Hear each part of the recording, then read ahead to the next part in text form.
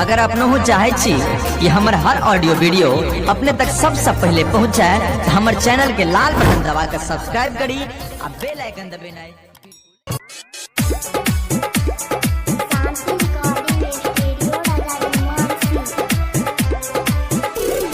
कोमली के प्यार में जियल मुसाफिर, कोमली के प्यार में जियल मुसाफिर, छली से हाथ वाला के तोड़ दल कई दिल। कोमली के प्यार में जियल मुसाफिर, कोमली के प्यार में जियल मुसाफिर, छली से हाथ वाला के तोड़ दल कई दिल। बेवफा के प्यार में जियल मुसाफिर, जो लागे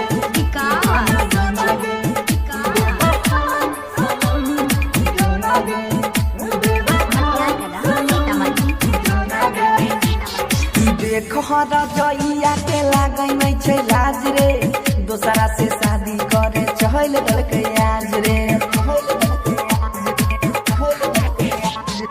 देखो जइया के लागै नहीं छै लाज रे, दूसरा से शादी करे चहल दलकै आज रे।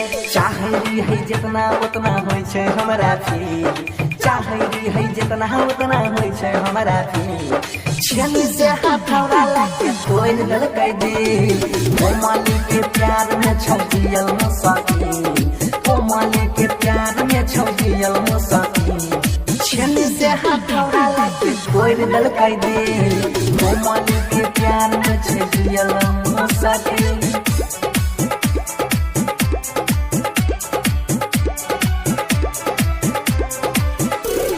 जानो से ज्यादा चाहरी है रे कसम से, छूटते पारान वो कर जुदाई के गम से।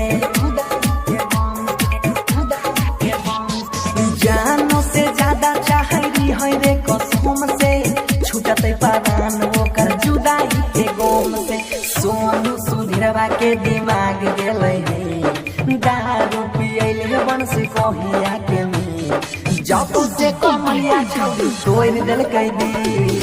बेवफा के प्यार में जियल मुसाफिर, बेवफा के प्यार में जियल मुसाफिर, छली से हाथ वाला के तोड़ दल कई दिल।